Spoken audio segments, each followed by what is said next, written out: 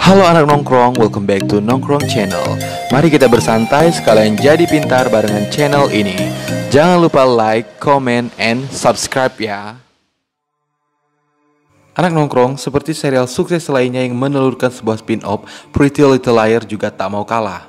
Selain series utamanya PLL yang bercerita tentang sekelompok gadis dalam teror ini, juga telah melahirkan dua spin-off, yaitu PLL The Perfectionist dan Ravenswood.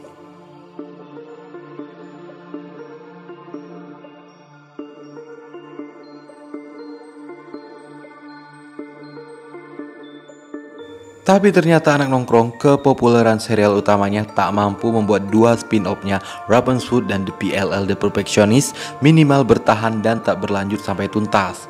Dua spin-off-nya ini bahkan kandas dan dihentikan penayangannya sebelum ceritanya selesai. Mengherankan bukan? Anak nongkrong, kali ini Mimin akan mereview salah satu spin-off-nya PLL The Perfectionist. Kira-kira kenapa sih serial ini nggak dilanjutin? Cek videonya ya anak nongkrong.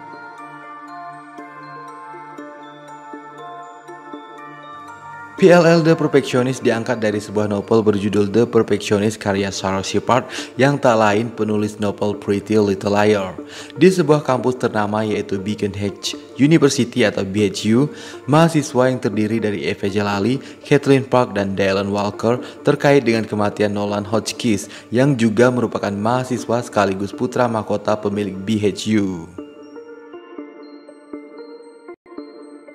Ketiganya terkait dengan kematian Nolan karena mereka pernah menjalin asmara dengan cowok itu, dan mereka semua merasa terintimidasi dengan sikap Nolan yang belagu, pintar, serta mampu memanipulasi mereka.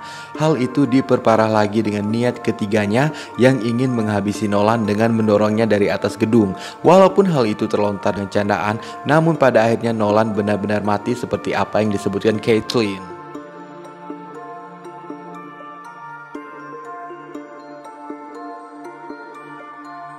Ellison yang menjadi dosen di BHU juga ikut terseret dengan kasus kematian Nolan.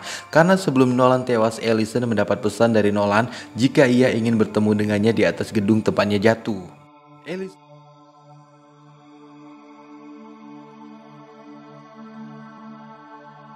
Sejak Ellison berada di area BHU, ia memang merasa ada yang aneh di tempat itu.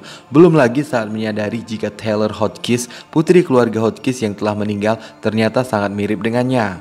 Ellison merasa hal itu bukan kebetulan dan ada alasan mengapa ia ada di BHU.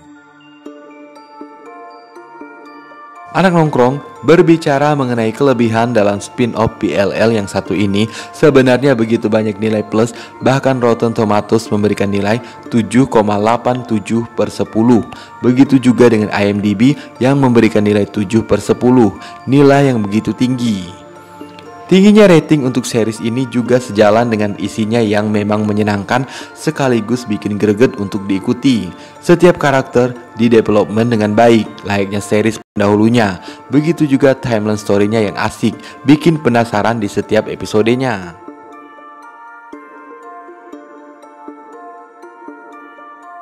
Semuanya itu dikemas dengan sangat menarik melalui visual yang segar dengan latar belakang kampung HBU yang berada di sekitar danau dan hutan yang hijau. Rasanya tak ada alasan bagi pecinta PLL untuk tidak menyaksikan The Perfectionist.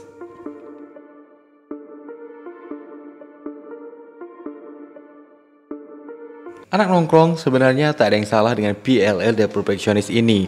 Dari semua sisi, series yang tayang di Freeform ini layak untuk dijadikan tontonan.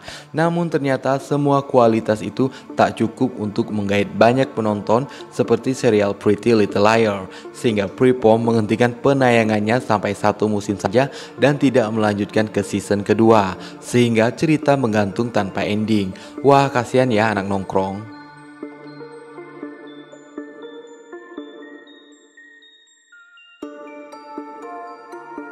Setelah Mimin sendiri menonton serial ini, kemungkinan besar yang menjadi penyebab rendahnya jumlah penonton adalah para pemain yang memang sebagian besar pemain baru, dengan menyisakan Sasha Peters sebagai Ellison dan Janelle Paris yang bermain sebagai Mona dari serial Pretty Little Liars.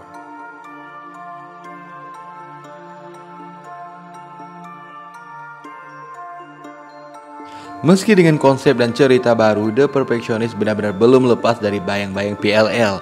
Ceritanya ya muter-muter aja di situ, menggambarkan Nolan yang tahu segalanya dan suka menjadikan teman-temannya sebagai boneka layaknya Ellison. Kemudian misteri kematian Taylor yang sebenarnya juga belum mati. Ya, ceritanya sama aja dengan PLL, hanya karakternya aja yang berubah.